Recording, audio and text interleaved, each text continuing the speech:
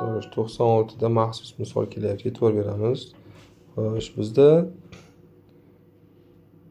x plus 1, x plus 2, x plus 3 to'rtta qavs ko'paytirilyapti.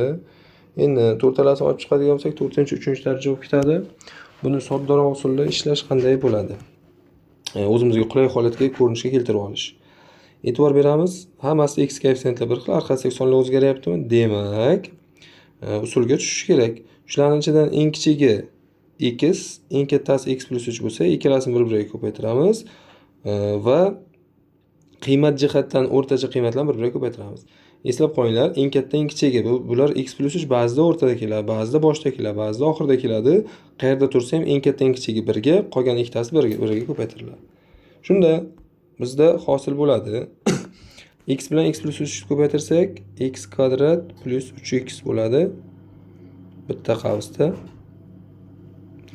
Ikkinchi qavsda mana bu ikkalasini ko'paytirib qo'yadigan bo'lsak, yo'q. X plus 1 bilan x plus 2 ni ko'paytiradigan bo'lsak, x kvadrat plus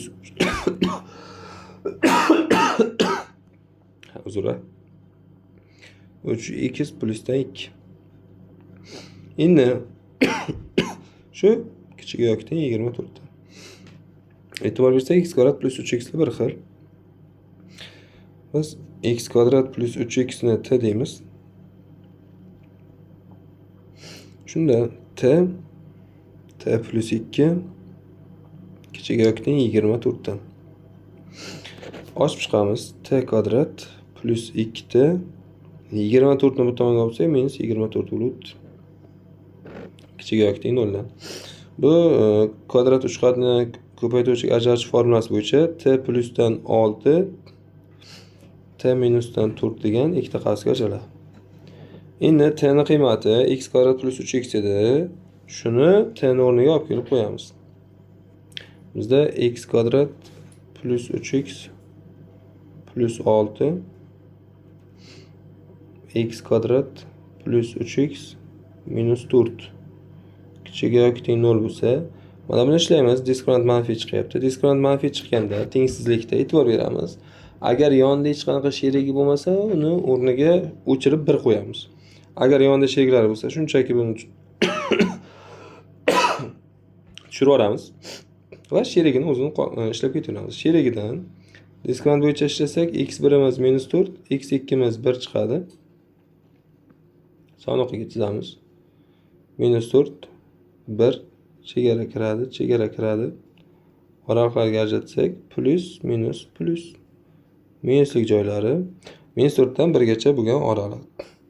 Endi tengsizlikning yechimlari orasida nechta butun son bor? Xo'sh, minus 4 sanaymiz. Minus 4, minus 3, minus 2. Xo'sh, minus 1, 0, 1. 6 ta.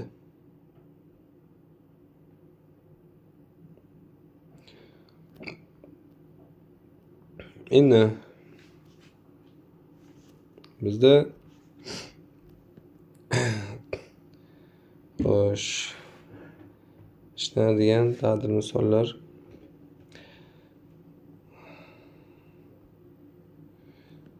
103 misolni ko'radigan bo'lsak, x kub x ni 6-si kelyapti. Kubini t deymiz. T katta yoki teng. Shunda 6-daraja t kvadrat bo'ladi. Plusdan 8 taqsim 9. Bunga 9 tadan maxraj beramiz. 9 t. T kvadrat plus 8. Bir tomonga o'tsa 0. T kvadrat minus 9 t plus 8. Xo'sh, diskriminant bo'yicha bu t minus 8 t minus 1 ga ajraladigan bo'lsa, shundan kichik yo'qdan ekan 0. X kub minus 8 x kub minus 1 bo'ladigan bo'lsa, kichik yo'qdan 0 dan son o'qini chizamiz. Qarang, shu yerda juft daraja bo'lsa, uni ikkita qavsga ajratib olamiz. Lekin tog' daraja bo'ladigan bo'lsa, shunchaki teng 0 deb x ni olib son o'qib belgilab ketaveramiz. X kub minus 8 da teng 0 desak, 2 degan javob chiqadi. X kub minus 1 da teng 0 deydigan bo'lsak, 1 degan javob chiqadi. Chegara kiryapti. Oraliqqa ajratamiz. Plus minus plus. minuslik joylari 1 dan 2 gacha.